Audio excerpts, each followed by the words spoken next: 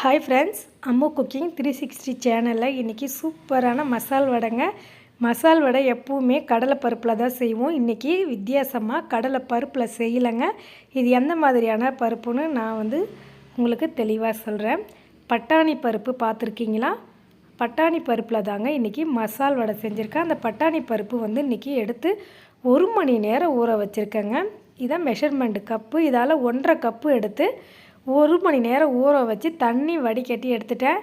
இப்போ இதை கொரப்பாக மிக்ஸி ஜாரில் மாற்றி அரைச்சிக்கலாம். இதை ஒரு 2 டைமாக சேர்த்து அரைச்சி எடுக்கலாம். ஒரே டைமு மிக்ஸி ஜாருக்கு பத்தாது.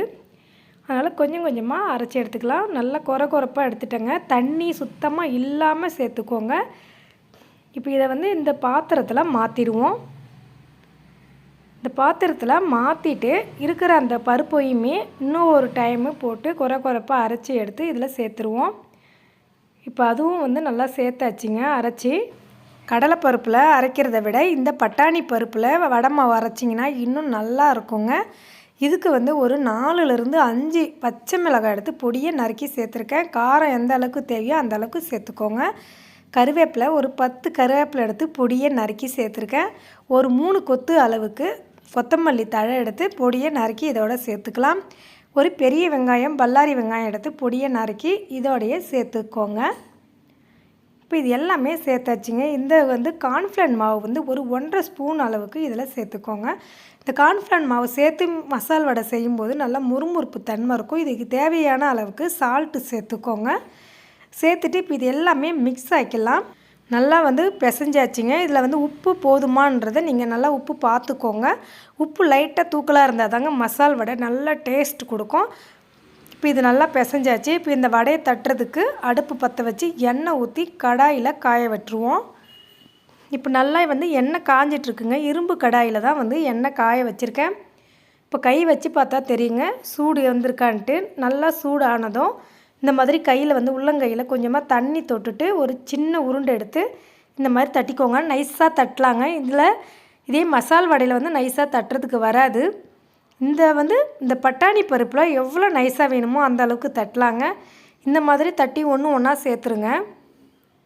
நல்லா முறுமுறுப்பாகவும் இருக்குங்க. அந்த கார்ன்ஃப்ளவர் மாவு சேர்த்ததுனால வடையும் நைஸாக தட்டி போட்டிங்கன்னா உங்களுக்கு சாப்பிட்றதுக்கும் ரொம்ப பிடிக்கும்.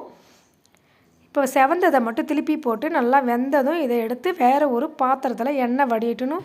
வேறு ஒரு பிளேட்டில் மாற்றி இதை சாப்பிட்லாங்க. இந்த மசால் வடைக்கு சட்னி, சாம்பார் உங்கள்கிட்ட இருந்துச்சுன்னா தொட்டு சாப்பிட்டு பாருங்கள். டேஸ்ட்டு சூப்பராக இருக்குங்க. நான் இந்த மசால் வடைக்கு சாஸ் தான் தொட்டு சாப்பிட போகிறேன்.